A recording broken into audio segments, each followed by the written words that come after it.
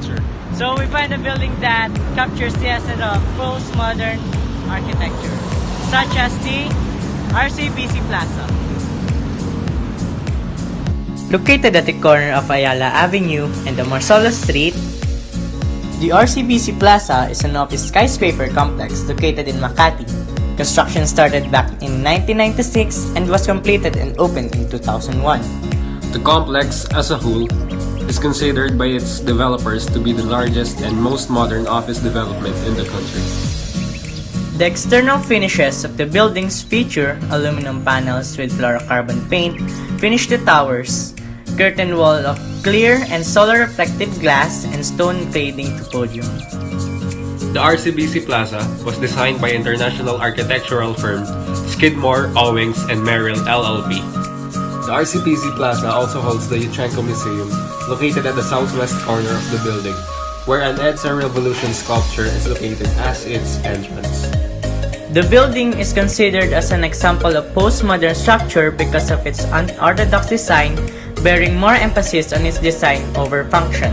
So that is all for our postmodern architecture. See you next time.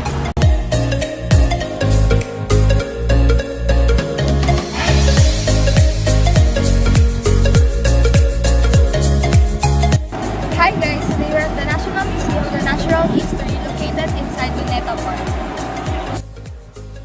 The building was constructed as the Agriculture and Commerce Building in 1940. It is designed in neoclassical style by Filipino architect Antonio Toledo in the late 1930s, having the same dimension and floor plan as its twin building located at the northern side of the circle, which is the Finance Building. Both buildings were destroyed in the Battle of Manila during the World War II. The National Museum of Natural History was re-established in the year 2017.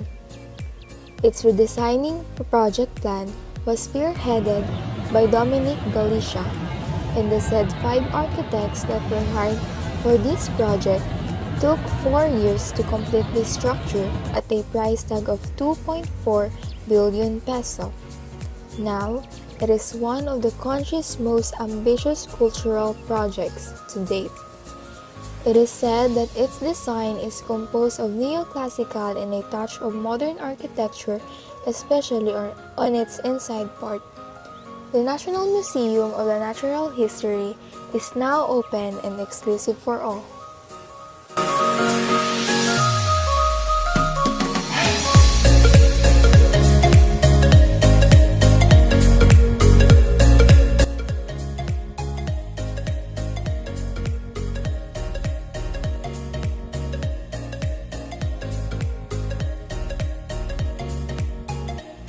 Cultural Center of the Philippines is just one of the examples of modern structures in the Philippines.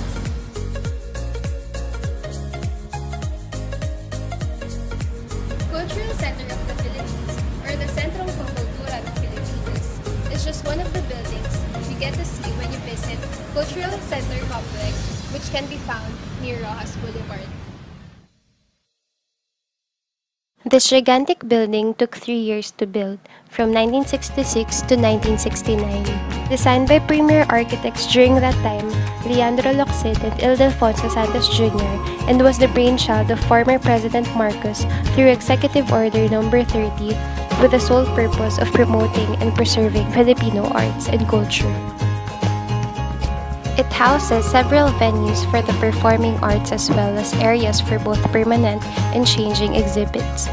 It serves as home for the country's premier performing arts groups such as the Ballet Philippines, the Philippine Philharmonic Orchestra, Tanghalang Pilipino, and others.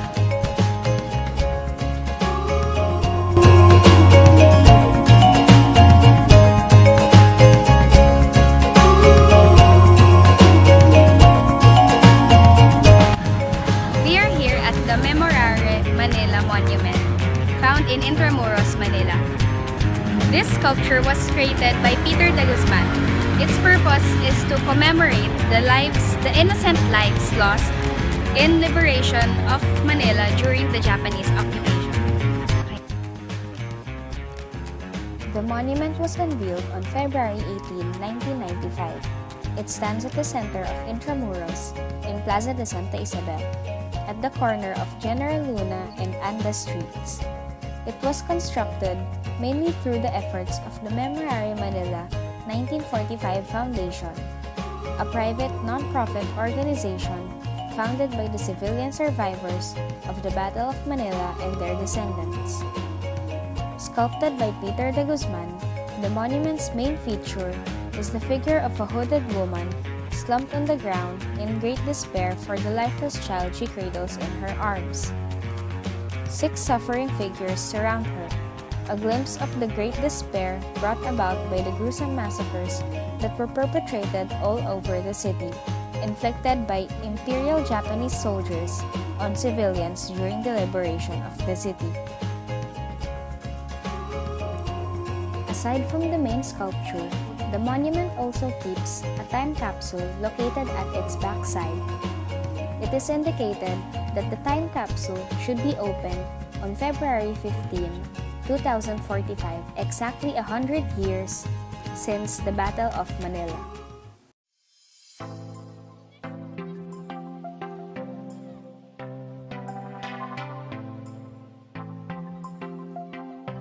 Statue of Sentinel of Freedom.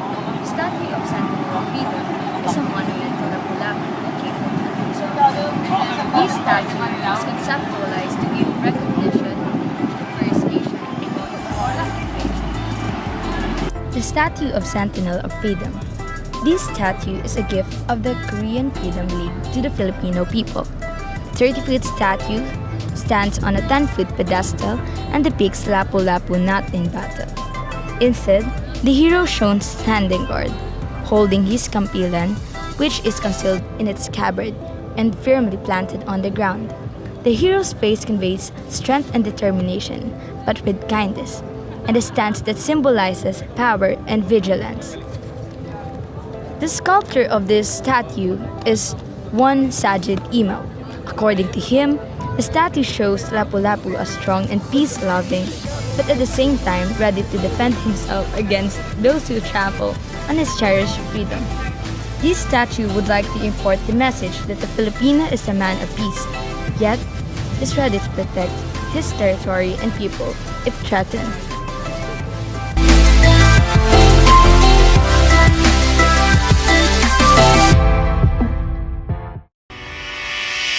Hi guys, this is some public sculpture that is only found in BGC. There is no such thing as Endless Joy, 2016, by Conrado Velasco.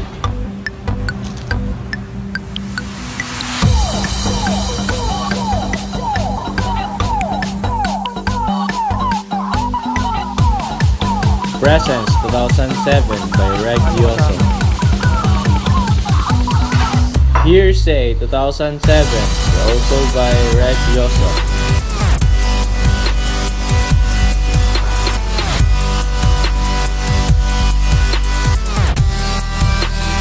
Durable Lightness, 2007, also by Reg Yoso, and colored patterned by Ronald Achacoso.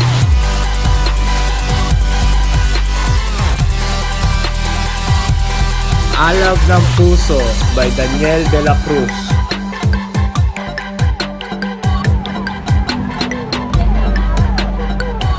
And I'm John Mark Galupo. That's 1 minute. See you tomorrow.